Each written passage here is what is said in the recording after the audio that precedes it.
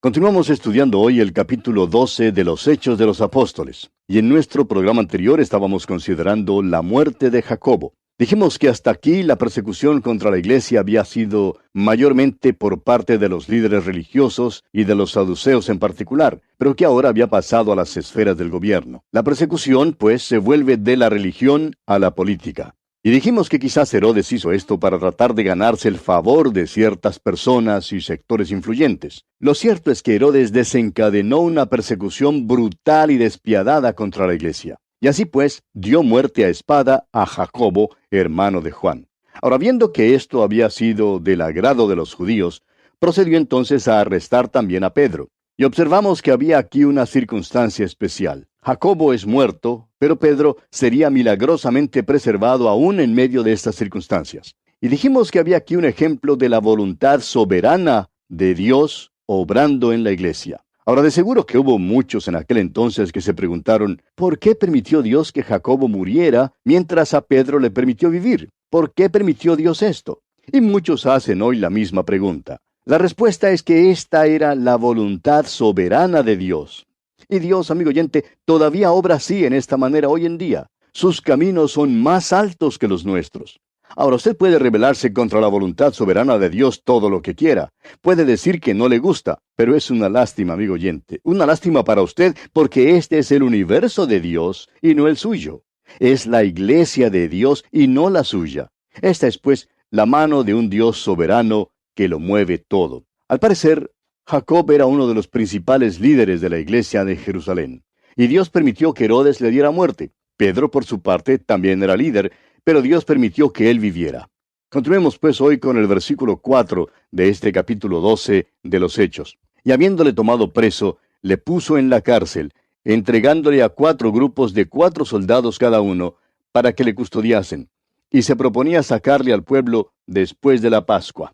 En realidad, Pedro había sido puesto bajo guardia, una guardia fortificada y aumentada. Fíjese usted que fue entregado a 4 grupos de 4 soldados cada uno. O sea que había 16 soldados custodiando a Pedro. ¿No cree usted que Herodes sospechaba que alguien trataría de librar a Pedro? Continuemos ahora con el versículo 5 de este capítulo 12 de Hechos.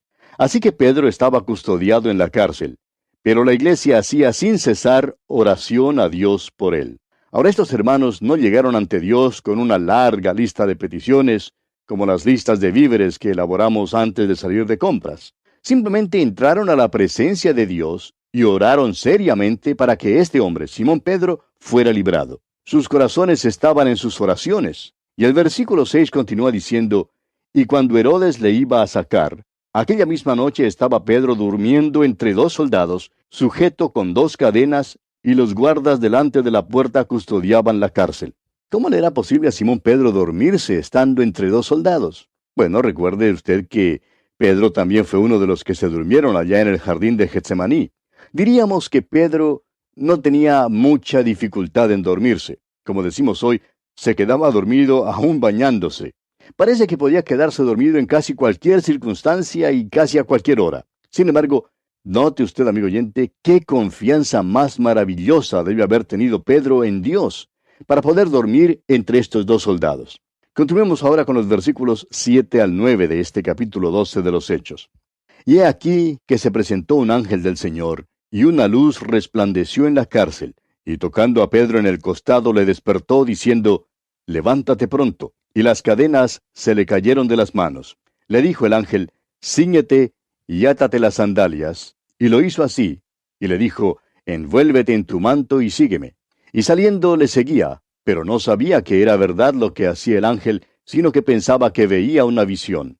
El ángel fue muy razonable. No hubo aquí nada de acciones descabelladas o impetuosas. Simplemente le dijo a Pedro que se pusiera los zapatos y se vistiera. Pedro creía al principio que todo era solo un sueño. Y ahora el versículo 10 dice, habiendo pasado la primera y la segunda guardia, llegaron a la puerta de hierro que daba a la ciudad, la cual se les abrió por sí misma, y salidos pasaron una calle, y luego el ángel se apartó de él. Ciertamente había suficiente guardia para guardar a Pedro en la cárcel. En realidad creemos que esperaban que algo así como esto podría suceder. Usted recordará que anteriormente el Señor Jesús había salido del mismo sepulcro, lo cual constituyó una fuente de verdadera turbación y vergüenza para ellos. Por esa razón deciden que no van a permitir que algo semejante les suceda otra vez, y colocan entonces este gran cuerpo de guardia para custodiar a Pedro.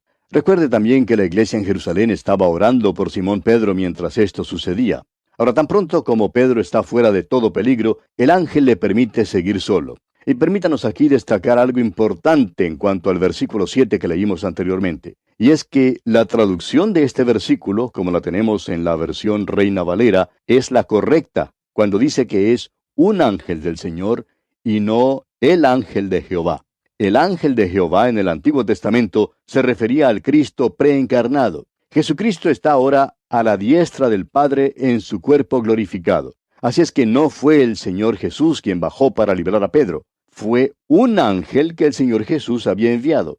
Las oraciones de la iglesia fueron contestadas de una manera muy definida. Ahora, continuando con el versículo 11 de este capítulo 12 de Hechos, tenemos: Entonces Pedro, volviendo en sí, dijo: Ahora entiendo verdaderamente que el Señor ha enviado su ángel, y me ha librado de la mano de Herodes y de todo lo que el pueblo de los judíos esperaba. Pedro enseguida reconoce que Dios lo ha librado.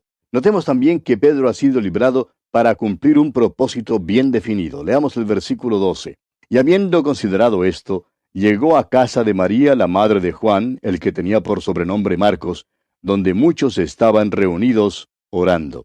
La iglesia en aquel entonces, y por unos 150 años después, no tenía edificios así como los tenemos hoy. Hoy en día, cuando hablamos de una iglesia, por lo general queremos decir un edificio. Por ejemplo, decimos que la iglesia evangélica Dios con Nosotros queda en la esquina de la avenida Primera con la calle principal. En realidad, esa no es una iglesia de ninguna manera.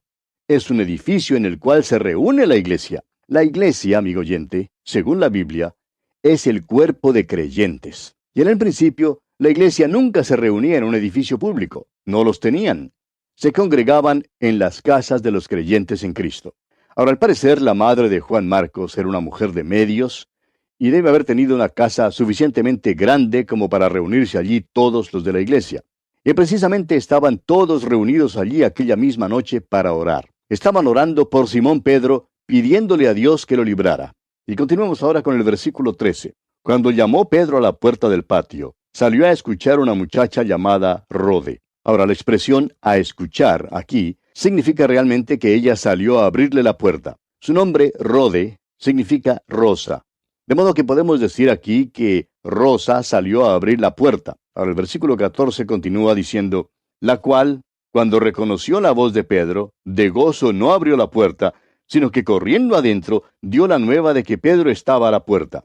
¡Qué situación tan cómica esta, amigo oyente! Se le olvidó abrirle la puerta. Esta muchacha estaba tan agitada que simplemente dejó a Pedro parado allá afuera mientras corría a donde la congregación estaba orando. Y el versículo 15 dice: y ellos le dijeron: «Estás loca». Pero ella aseguraba que así era. Entonces ellos decían: «Es su ángel».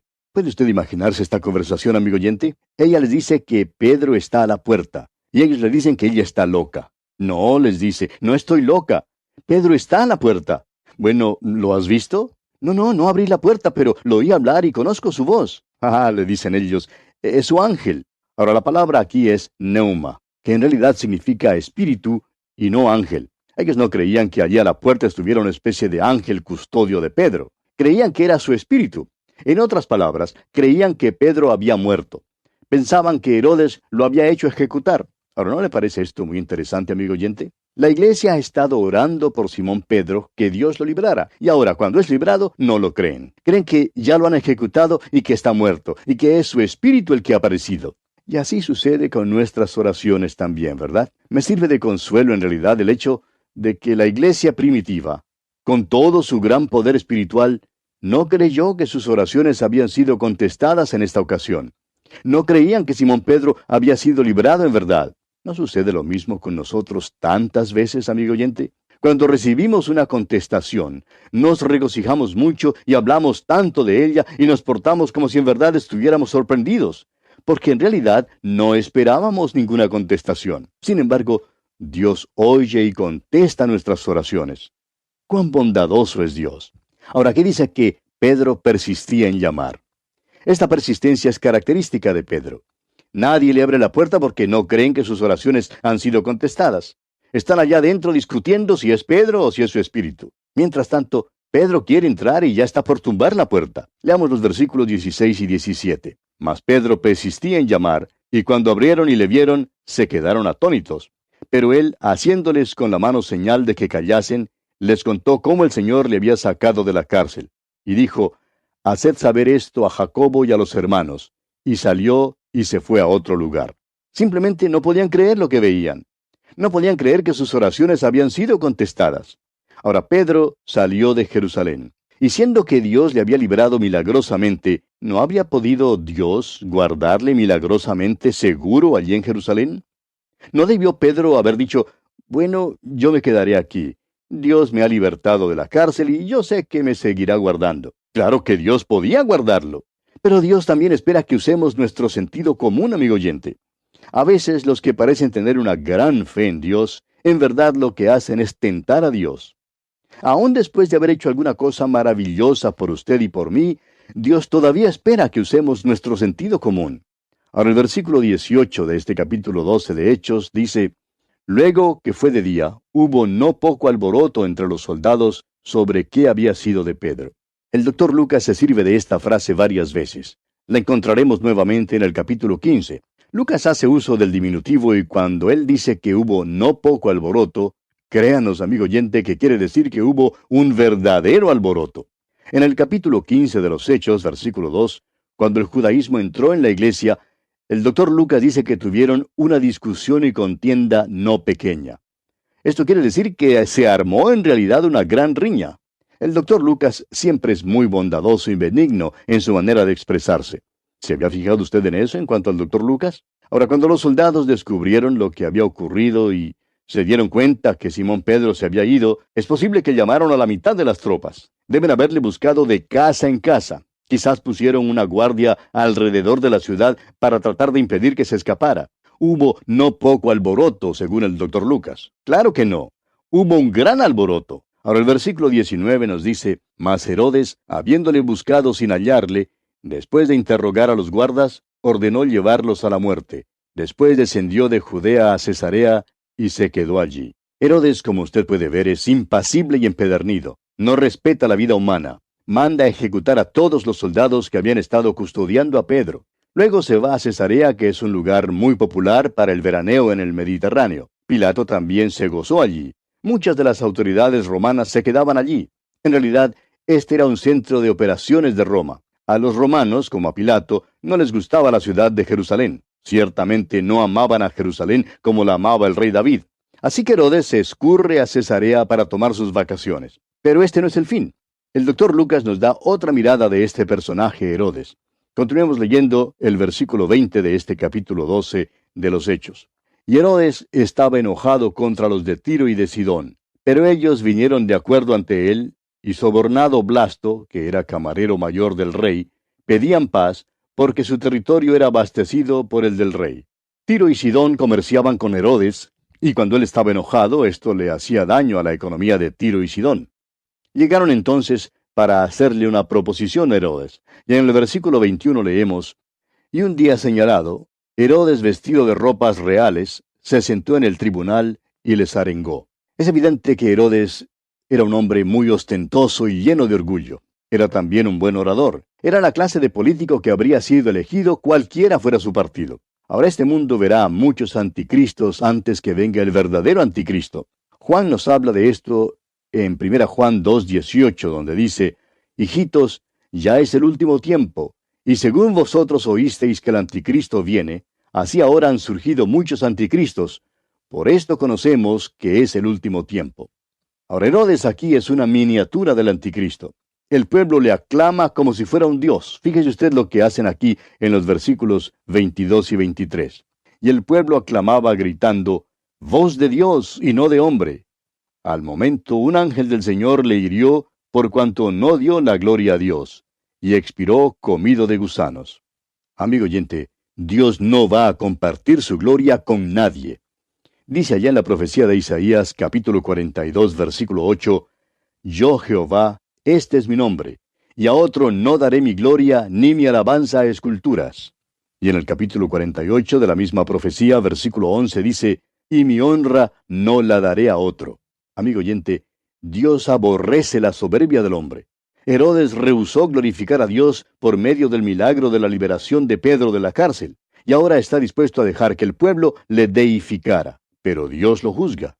Dios es celoso de su gloria. ¿Qué lección tenemos aquí, amigo oyente? Ahora uno creería que como resultado de toda esta persecución, la iglesia ya estaría casi destruida y que pronto desaparecería. Sin embargo, el verso siguiente, el versículo 24 de este capítulo 12 de Hechos dice, pero la palabra del Señor crecía y se multiplicaba. La persecución no le hizo ningún daño a la iglesia, más bien influyó en su crecimiento y expansión porque la palabra del Señor crecía y se multiplicaba. Este es el versículo lema de nuestro programa A través de la Biblia. Hermano que nos escucha, hemos visto un crecimiento fenomenal. Es algo maravilloso. Y ahora el versículo final, el versículo 25 dice, y Bernabé y Saulo, cumplido su servicio, volvieron de Jerusalén, llevando también consigo a Juan, el que tenía por sobrenombre Marcos. Juan Marcos va ahora a Antioquía junto con Bernabé y Saulo. Recuerde usted que ellos, o sea, Bernabé y Saulo, habían ido a Jerusalén para llevar ayuda a la iglesia allí. Y así, amigo oyente, llegamos al final del segundo período del libro de los Hechos de los Apóstoles. En el primer período, el Evangelio fue proclamado en Jerusalén. Ahora, en este segundo período, el Evangelio se ha promulgado en Judea y en Samaria. Principiando con el siguiente capítulo, el capítulo 13, veremos la promulgación del Evangelio hasta lo último de la tierra.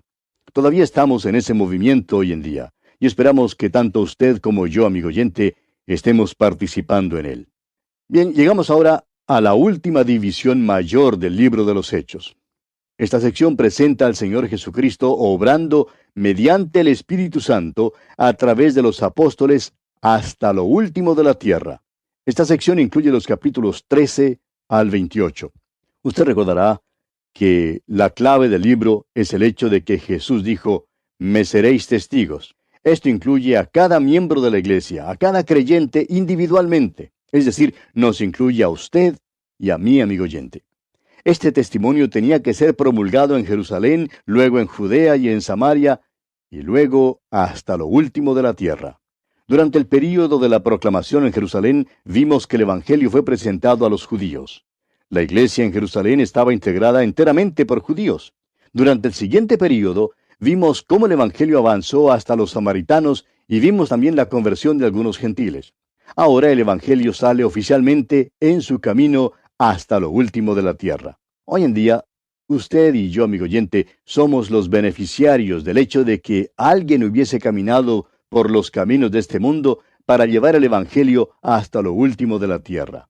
Por tanto, usted y yo debemos estar a la vez ocupados en llevar el Evangelio a los que todavía no han escuchado este glorioso mensaje. En esta promulgación del Evangelio más allá de los límites de Israel, veremos que Pablo llegó a ser el líder dominante. Dios había usado poderosamente a Pedro, pero ahora Pablo es el personaje prominente que Dios usará. Esperamos que usted, amigo oyente, pueda seguir en un mapa este primer viaje misionero de Pablo. Principia su viaje con Bernabé. Se detienen primero en la isla de Chipre, hogar de Bernabé. Atraviesan la isla y luego navegan desde Pafos para ir a Perge, en Panfilia. Luego entran en el interior de Asia Menor, que ahora se conoce como Turquía. En aquel entonces esta región era conocida como el país de Galacia. Visitaron Antioquía, Iconio, Listra y Derbe. Luego, a su regreso, fueron por Atalia y desde allí navegaron nuevamente a Antioquía. Comencemos pues leyendo los primeros 2 versículos de este capítulo 13 de los Hechos. Había entonces en la iglesia que estaba en Antioquía profetas y maestros: Bernabé, Simón el que se llamaba Níger, Lucio de Cirene, Manaén, el que se había criado junto con Herodes el tetrarca, y Saulo. Ministrando estos al Señor y ayunando, dijo el Espíritu Santo: apartadme a Bernabé y a Saulo para la obra a que los he llamado. Notará usted que en el principio de su ministerio la designación es de Bernabé y Saulo. No viajarán lejos en su primer viaje misionero antes de que el nombre de Saulo sea cambiado a Pablo. Pronto es evidente también que Pablo llega a ser líder y vocero, Y así el conjunto es designado entonces como Pablo y Bernabé. Continuemos ahora con el versículo 3. Entonces, habiendo ayunado y orado, les impusieron las manos y los despidieron. Estos hombres son ahora apartados para la obra misionera.